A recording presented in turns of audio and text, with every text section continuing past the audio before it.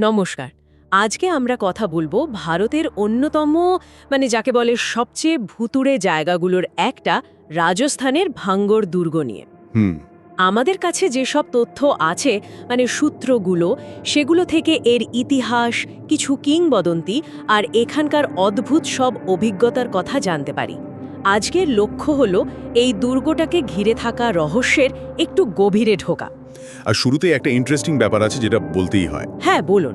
এটা বোধহয় ভারতের একমাত্র ঐতিহাসিক জায়গা যেখানে archaeological survey of India ASI সরকারিভাবে বোর্ড লাগিয়ে দিয়েছে যে সূর্যাস্তের পর ঢোকা মানা। ঠিক, সূর্য ডোবার পর থেকে সূর্য ওঠা পর্যন্ত। এটা কিন্তু বেশ অন্যরকম ব্যাপার, তাই না? একদম। এটাই যেন এখানকার রহস্যটাকে আরও একটু উস্কে দেয়। তো এই দুর্গটার পেছনের গল্পটা কি? কে বানিয়েছিল, কবে? এটা আসলে সপ্তদশ শতকের রাজা মাধব সিং, উনি আমেরার রাজা ভগবান দাসের ছেলে ছিলেন। উনি এই শহর আর দুর্গটা তৈরি করেন। ও আচ্ছা। জায়গাটা খুব সুন্দর জায়গা, আরাবল্লী পাহাড় দিয়ে ঘেরা, আর ওই সরিস্কা টাইগার রিজার্ভেরও খুব কাছে। হুম। একসময় নাকি বেশ জমজমাট শহর ছিল, বড় বড় বাড়ি, মন্দির, বাজার সব। এখন তো খালি ধ্বংসস্তূপ। দেখলেই কেমন যেন একটা সুন্দর কিন্তু গা ছমছমে ব্যাপার আছে, তাই না? ঠিক তাই, কেমন যেন একটা বিষণ্ণ ভাব। আর এই পরিবেশটার সাথেই তো জড়িয়ে আছে ওই বিখ্যাত গল্পটা, রাজকুমারী রত্নবতী আর তান্ত্রিকের। হ্যাঁ হ্যাঁ, ওটাই ভাঙ্গরের সব থেকে চালু গল্প। ভাঙ্গরের নাম উঠলেই গল্পটা আসে। কি ছিল ব্যাপারটা একটু যদি বলেন। আসলে বলা হয় যে ভাঙ্গরের রাজকুমারী রত্নবতী খুবই সুন্দরী ছিলেন। তো সিংহিয়া বলে এক তান্ত্রিক বা কালো জাদুকর তার প্রেমে পড়ে যায়। সে রাজকুমারীকে বশ করতে চেয়েছিল, তাই একটা তেলের মধ্যে জাদু করে সেটা রাজকুমারীর কাছে পাঠায়। কিন্তু রাজকুমারী নাকি ধরে ফেলেছিলেন ব্যাপারটা। হ্যাঁ, শোনা যায় তিনি বুঝতে পেরে যান, আর তেলটা নাকি একটা বড় পাথরের চাইয়ের ওপর ফেলে দেন। আচ্ছা। আর লোককথা অনুযায়ী ওই তেলটা পাথরে লাগতেই পাথরটা গড়াতে শুরু করে সোজা তান্ত্রিকের দিকে। জাদুকরি পাথর। হ্যাঁ, সেরকমই বলা হয়।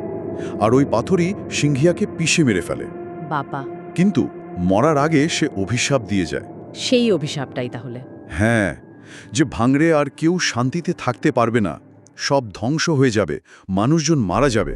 তারপর? সত্যি ধ্বংস হয়ে গেল। এর কিছুদিন পরেই নাকি একটা বড় যুদ্ধ হয়, তাতে দুর্গ পুরো ধ্বংস হয়ে যায় আর রাজকুমারী সহ প্রায় সবাই মারা যান। তারপর থেকেই জায়গাটা পরিত্যক্ত, অভিশপ্ত।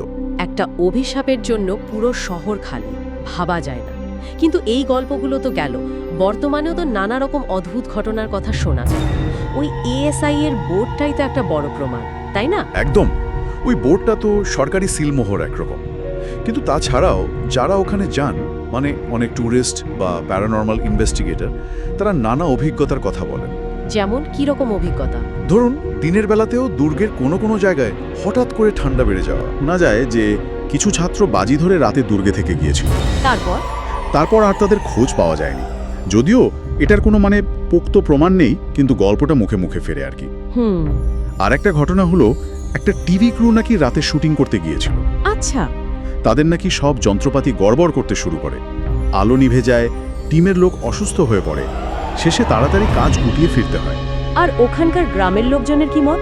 তারা তো নিশ্চয়ই ওদিকে রাতে যান না। একদমই না। সূর্যাস্তের পর তো ওদিক মারান না তারা মনে প্রাণে বিশ্বাস করেন যে রাতে ওখানে আত্মারা ঘুরে বেড়ায়। তারা কি কিছু শুনেছেন বা দেখেছেন? অনেকেই বলেন রাতে দুর্গের ভেতর থেকে কান্নার আওয়াজ বা ধরুন গানের সুর বা চুরির আওয়াজ ভেসে আসে। বছরের পর বছর ধরে এই ভয়, এই বিশ্বাস চলে আসছে। কিন্তু এইসব কিছুর কি কোনো লজিক্যাল বা সায়েন্টিফিক ব্যাখ্যা দেবার চেষ্টা হয়নি? হ্যাঁ, অবশ্যই হয়েছে। কিছু বিজ্ঞানী বা যুক্তিবাদী কিছু কারণ দেখানোর চেষ্টা করেন। কি রকম? যেমন ওখানকার পাথরে নাকি লোহার ভাগ বেশি, তাই ম্যাগনেটিক ফিল্ডে কিছু অ্যাবনর্ম্যালিটি থাকতে পারে। ও। আবার ধরুন, ওই ভাঙা দুর্গের গঠনটা এমন যে বাতাস বইলে অনেক সময় অদ্ভুত আওয়াজ তৈরি হয়, ইকো বা প্রতিধ্বনি। সেটা শুনেও অনেকে ভুল করতে পারেন। হ্যাঁ, তা হতে পারে। আর একটা থিওরি হলো মাস হিস্টেরিয়া, অনেকে মিলে একটা জিনিস বিশ্বাস করতে করতে সেটাকেই সত্যি বলে অনুভব করা। তার বৈজ্ঞানিক ব্যাখ্যাও কিছু আছে। কিন্তু সমস্যা হলো এই ব্যাখ্যাগুলো দিয়েও সব অভিজ্ঞতার কিনারা করা যায় না। বিশেষ করে ওই যে ব্যক্তিগত অনুভূতির কথা বললাম, হঠাৎ ঠান্ডা লাগা বা কেউ দেখছে মনে হওয়া। ঠিক। আর তাছাড়া এত বছর ধরে চলে আসা বিশ্বাস, লোককথা, সেগুলোকে তো আর উড়িয়ে দেওয়া যায় না। তাই যুক্তি আর বিশ্বাস, এই দুটো মিলিয়েই ভাঙ্গরের রহস্যটা এখনো কিন্তু একই রকম রয়ে গেছে।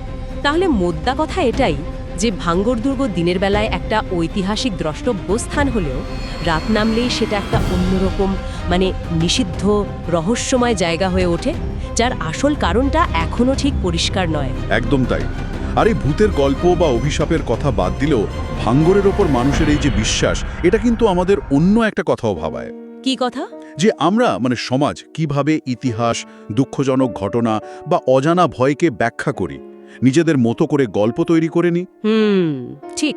আর শেষে একটা প্রশ্নও জাগে মনে, এই যে সরকারি নিষেধাজ্ঞা, এএসআই এর বোর্ড, এটা কি আসলে ভাঙ্গরের রহস্যটাকে আরও বাড়িয়ে তুলছে, আরও আকর্ষণীয়, আরও ভয়ের করে তুলছে না? এটা একটা দারুণ প্রশ্ন, ভাবার মতো। এটা হয়তো ভবিষ্যতের জন্য তোলা থাকলো।